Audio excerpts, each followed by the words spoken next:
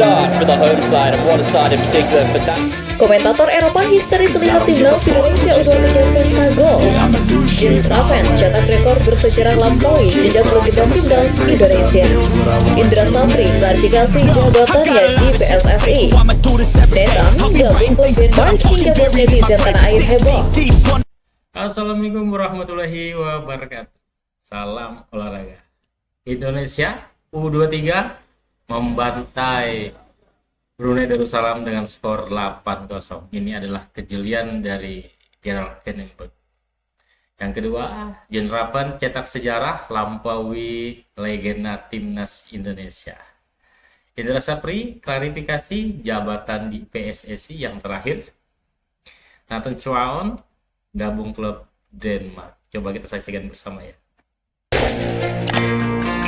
Laga penuh drama tersaji ketika timnas Indonesia U23 berhasil pesta gol ke gawang Brunei Darussalam di laga perdana grup A Piala AFF U23 2025.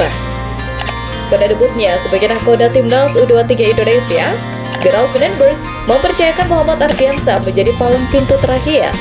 Kiper PSM Makassar itu berhasil menyisihkan Cahya Supriyadi dan Dava Fasya yang notabene menjadi langganan kelompok umur. Di lini belakang, duet Brandon dan Muhammad Ferrari menjadi pilar jantung pertahanan. Brandon bahkan berhasil menggeser posisi Kadek Arel dan Kakang Rudianto yang sempat menjadi andalan di era Sintayong. Pada posisi wingback, Ahmad Maulana mendapat kepercayaan di sisi kanan, sedangkan Doni Tripamungkas mengunci wingback kiri. Sementara trio Robi Darwis, Tony Firmansyah, dan Arkan Fikri mengisi lini tengah. Ketiganya bakal menopang Trisula Raihan Hanan, Jens Raven, dan Rahmat Arjuna. Debut Jens Raven di timnas U23 berhasil menyingkirkan Hoki Caraka ke bangku cadangan. Di babak pertama, gol cepat langsung terjadi ketika Jens Raven membuka keunggulan lewat sontekan manisnya. Selepas itu keran gol skuad Garuda Muda terbuka dengan mencetak 7 gol di babak pertama. Jens Raven menjadi aktor utama dengan 5 gol, sementara Raihan Hanan dan Arkan Fikri masing-masing mencetak gol. Pada babak kedua, perubahan terjadi usai Gerald Vandenberg mengganti beberapa pemain kunci seperti Arkan Fikri, Raihan Hanan, dan Doni Tripamungkas. Skuad Garuda Muda sendiri juga tampil lebih raspek lantaran sudah unggul jauh atas Brunei. Hasilnya, hanya 1 tambah gol dari Jens Raven yang mengakhiri laga dengan skor 8-0.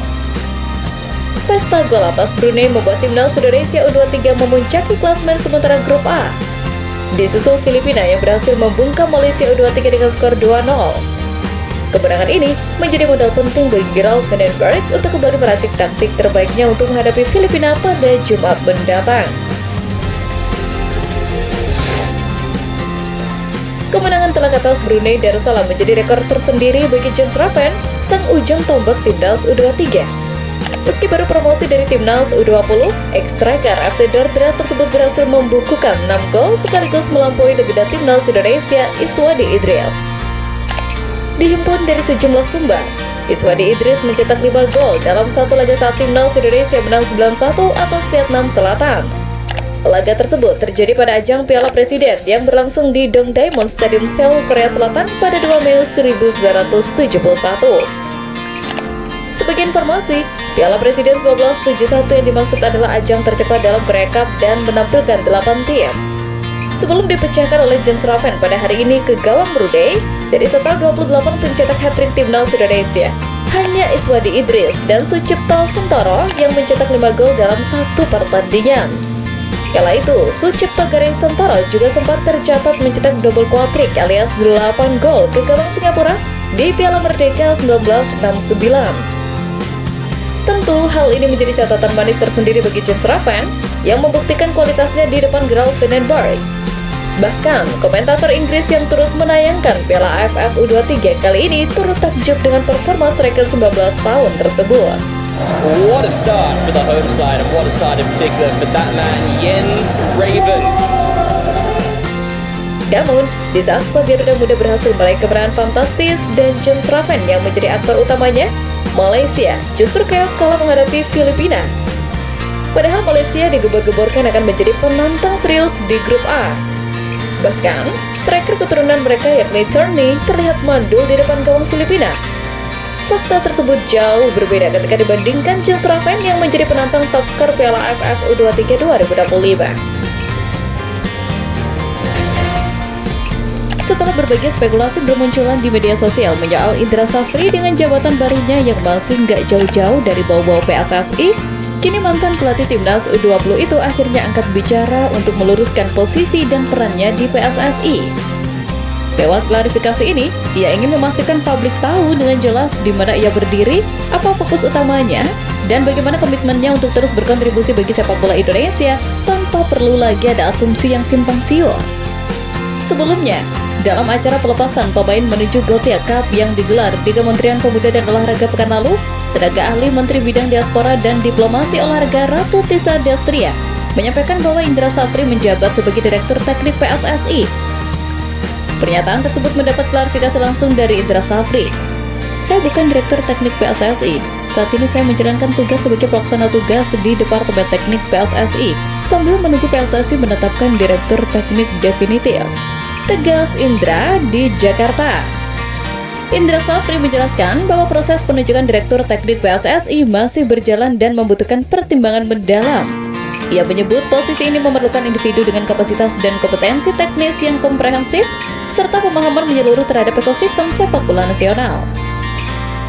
Dalam kesempatan tersebut, Indra juga menyampaikan bahwa saat ini PSSI telah menunjuk Jordi Cruyff sebagai penasihat teknis timnas Indonesia. Jordi diharapkan mampu memberikan panduan strategis kepada tim pelatih dalam rangka meningkatkan performa timnas Indonesia baik di level senior maupun usia muda. Indra menambahkan, selain agar tidak terjadi kesalahpahaman publik terkait struktur teknis di tubuh PSSI, ia juga menegaskan akan tetap menjalankan amanah sebagai pelaksana tugas yang diembannya sejak Maret lalu hingga PSSI menemukan sosok direktur teknik yang sesuai. Bek timnas Indonesia Nathan Chaon kembali memberikan kabar baik dan gebrakan baru menyoal resminya ia bergabung dengan klub Denmark. Hal itu sontak membuat netizen tanah air heboh. Bukan cuma karena langkah besarnya ke Eropa, tapi juga karena harapan baru bagi masa depan timnas. Keputusan ini dianggap sebagai sinyal positif bahwa talenta muda Indonesia mulai mendapat tempat di panggung sepak bola internasional. Seperti mana diketahui, Lyngby Bold Club selangkah lagi mendatangkan bek kiri timnas Indonesia Nathan Chaon jelang dimulainya musim baru Divisi 1 Denmark. Transfer ini menjadi langkah penting bagi klub yang baru saja terdegradasi dari Superliga dan tengah berbenah untuk kembali ke kasta tertinggi sepak bola Denmark.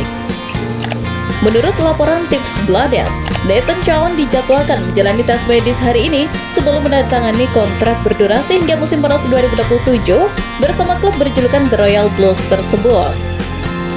Pemain berusia 23 tahun ini datang dengan status bebas transfer setelah menyudahi kontrak bersama klub Championship Inggris Swansea City.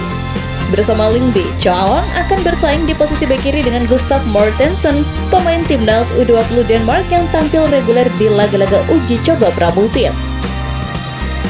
Namun, fleksibilitas Chaon juga memungkinkan dirinya mengisi posisi lain di lini belakang. Tentunya, dengan kabar baik ini akun Instagram Lyngby diramaikan oleh netizen Indonesia. Mereka mengaku tak sabar untuk menunggu pengumuman resmi. Nanti balik lagi kalau sudah here we go, kata netizen lainnya. Sudah rapi saja, kata netizen berikutnya. Rumor yang baru berembus ini bahkan sudah meningkatkan jumlah followers Lyngby. Dan terlepas dari itu, langkah Nathan ke Denmark bukan sekedar transfer biasa.